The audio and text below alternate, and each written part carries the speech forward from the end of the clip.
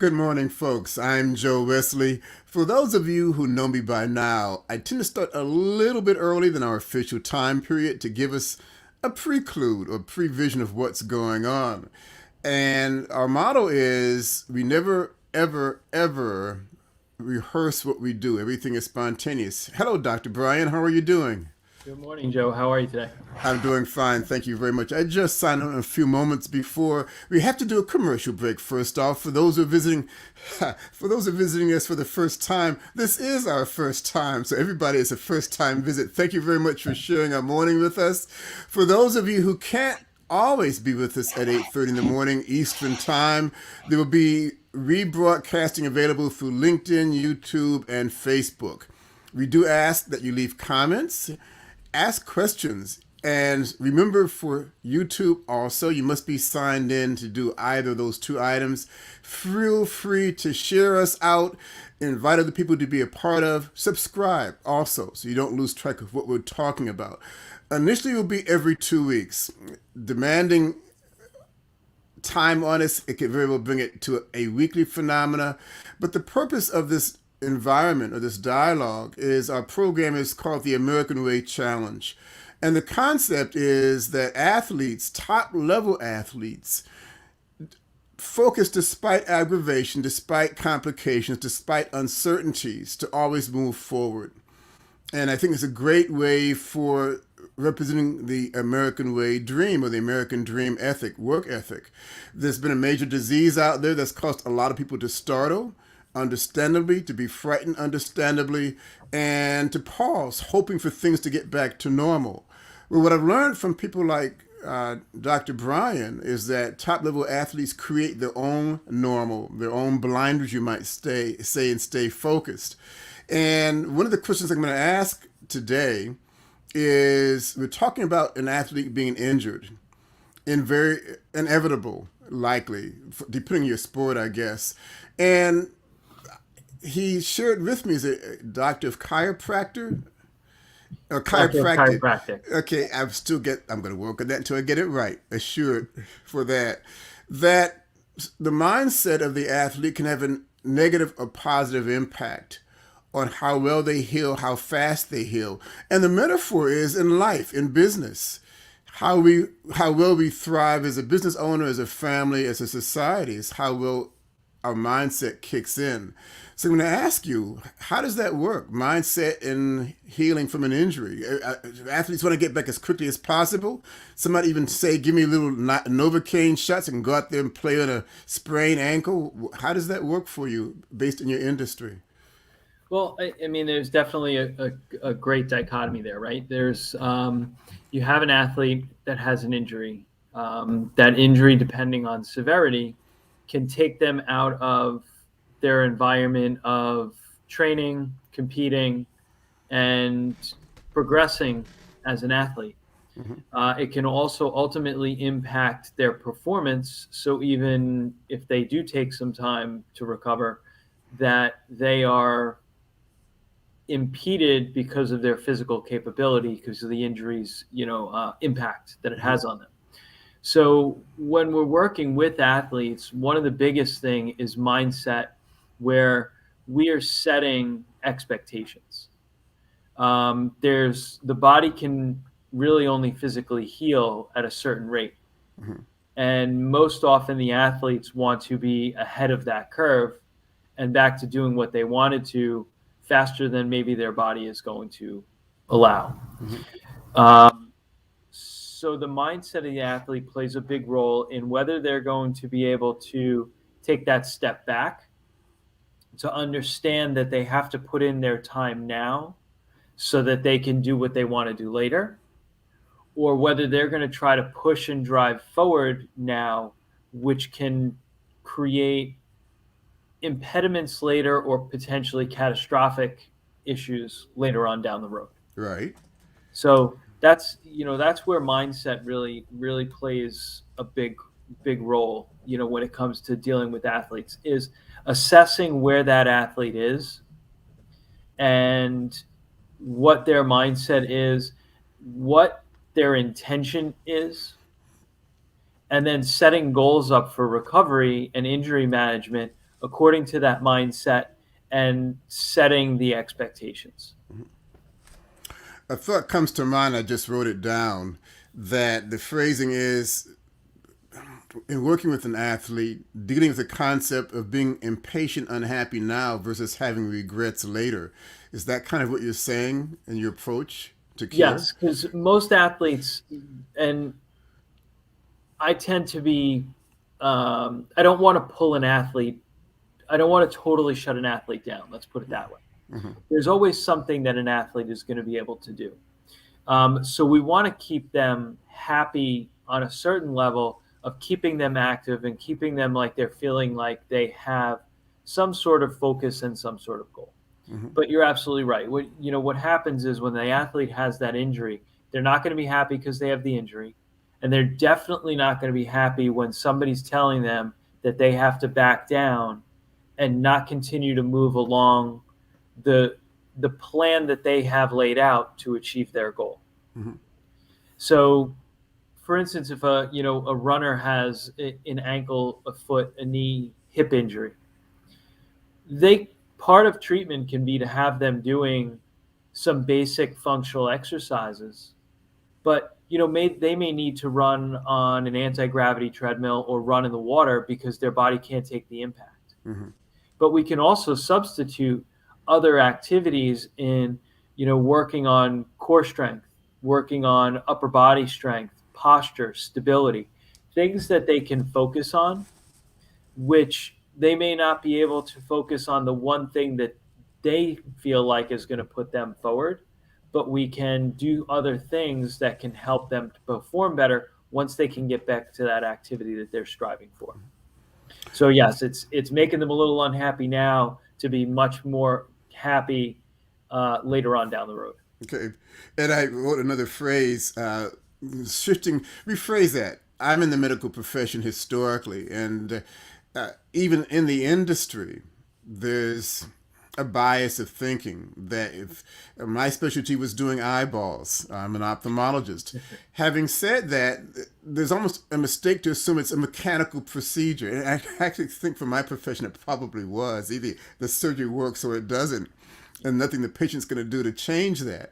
But it seems more like your profession. It's broadened my awareness of what you do, the value of what you do to your athletes, and particularly since you have a sports background, to have a better understanding of the mindset of an athlete also, I would think. So it's a shifting from a repair mode to an optimized mode. And I'm assuming that some of these skills you are sharing with the athlete, having an awareness of their mindset, could go beyond the endpoint healing for further progression in their training down the road. Is that, I hope it wasn't too long a statement question, but does that make sense what I'm saying? I think I got you. And yes, so I mean, as an athlete and as a coach and now as a chiropractor, and an athlete having my own injuries at some point, very in tune with that mindset of the athlete, and really constantly working with the athlete and having that conversation of education, conversation of where they are and where they are presently. But yeah, it's if the mindset isn't right for the athlete, Mm-hmm. and they don't understand why they have to do certain things or why things are going to be more appropriate than others, what's going to happen is they're going to be challenged with pushing themselves beyond what their capability is at a certain point, and that's going to have a greater impact later on down the road. Their recovery is either going to be deterred, so they're going to get back to a higher level of training at a later point in time, or they'll start to push those levels of training, and there's going to be much faster breakdown. There's either going to be re-injury, or they're going to find that they're going to hit plateaus because their body's just not ready to take on the volume or the intensity of training that they're trying to push. Mm-hmm. So it's just going to be an impediment to performance at a later point in time. Mm-hmm. And I can also actually a negative feedback that compounds upon itself, because assuming there's additional delay beyond expectation, perhaps, or desire, or reasonability, perhaps better put, that that same athlete may become increasingly frustrated, increasingly inclined to go the negative route versus the positive route. And if I'm correct on that, as a competitor, an athlete, as a coach, as a doctor, do you have a technique in working with these young men and women, maybe older even, in terms of keeping them focused? So that's actually a great question. And even before you got to that last point, is looking at what the goals of the athlete are. So when I work with triathletes, triathletes will typically set up a schedule of races that they have throughout a season. And they label some of those races as their A races, B races, maybe even C races, where those B and C races are races that they can really train through, Mm-hmm. where they're almost fine tuning tools that they're looking to keep their competitive edge and putting themselves into those competitions as creating a season to test themselves against other athletes, Mm-hmm. but to also fine tune skills for when they get to an A race. That's really where they want to perform at their highest. Mm-hmm.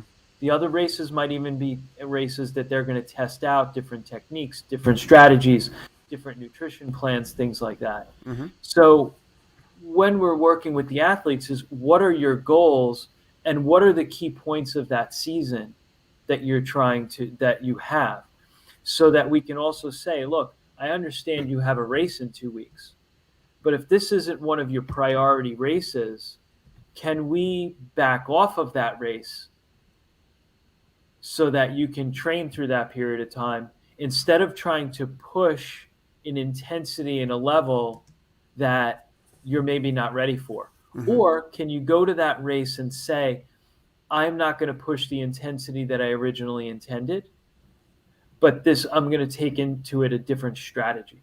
Mm-hmm. So we need to talk them through um, intention and how that, by pushing at an earlier date in that earlier race, how that may impact the priority race that they have later on down the road. So it's really setting goals and setting the mindset around what their goals are. It's interesting. A thought comes to mind, along other things, that when I hear you speak, I'm thinking of tactical versus strategic. I never thought of healing in that manner. That there's the moment to moment, but then there's the game plan and the steps to get there in a sequential manner. And tactical, again, implies some things may come up you didn't expect, perhaps, in the healing process. So this is so you're more your hands on, but you're also your mind on healer of sorts. If I can say that Yes. correctly, does that make sense? Yes, absolutely. And I think the way that you worded that, strategical versus tactical, is perfect. What we want to do is we want to think more strategically. What are the long-term goals, and pivot on the tactics that are going to get us to accomplish that goal. Mm-hmm. We need to change that day-to-day and moment-to-moment thinking, and that's where the mindset of the athlete, if it's to drive and push, and they have that tenacity that's driving their determination, they're going to want to click off those daily tasks that they're used to clicking off. Mm-hmm. And sometimes that's not the best way to go about it. Mm-hmm. I actually just read a book recently, uh, and they were talking about military leaders, and the scenario was a military leader that was running the standard operating procedures that he had learned in training. Mm-hmm. But what that did was that when he took that standard operating procedure and moved the way that standard operating procedure told him to, what he ended up doing is putting himself right in front of a rock wall, Mm-hmm. where now, as the leader of all these men, he couldn't see the things that he needed to see, Mm-hmm. and he couldn't do the things that he was supposed to do by being in the position that he was in. Mm-hmm. So his guiding leader said to him, well, you have to move. And he said, but I don't understand. Well, if you're useless in the point at which you're at, Well, you have to change your mindset and change what you're doing to be in a more strategic position. I like So that. we need to change the tactics to be more strategic. Fair enough. I like that. There's a phrase in the industry of business and our society talk about strategic planning. It makes perfect sense. But certainly you have a lot of unknowns falling into the picture. And the tactical aspects, I understand in military and life in general, that you can't always anticipate all. The phrase I like better to replace strategic planning is strategic agility, that you have an awareness of what's going on for the moment. If you have to adapt, you do for the moment. If anything, understand not to talk war and whatnot, but my understanding, and even in a war environment, that the officer on the ground at that point ultimately has final say at that moment to do what has to be done because they have a current read. Right. And I guess that would be with you and your athletes also, yes, and as part of the healing process. Yes. So obviously we have to, as a doctor managing an injury for an athlete, we have to manage the coaches as well, because the coaches are going to have a different intention than we are. We want the athlete to get to a point of being healthy and performing. The coach wants the athlete to perform so that they can get to a certain goal. So there's that, that interplay between the coaches, the athlete, and the doctor as well.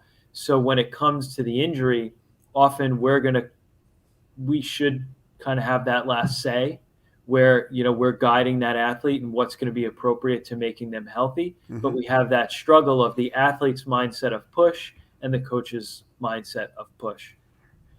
So there's always that tug of war between the two. Fair enough. Thank you for your comments. Folks, having so much fun. We went over our curfew minute. I've enjoyed this, and I hope you guys have enjoyed it also. And please share your questions, please share your comments, and please share this with other people also. Subscribe. Always remember to do that. Any final words before we sign off? No, thanks, Joe. I think this was great. And like you said, if anybody's got questions, we're always available to further discuss. It's a great conversation always. Thanks for joining us, folks. Thanks.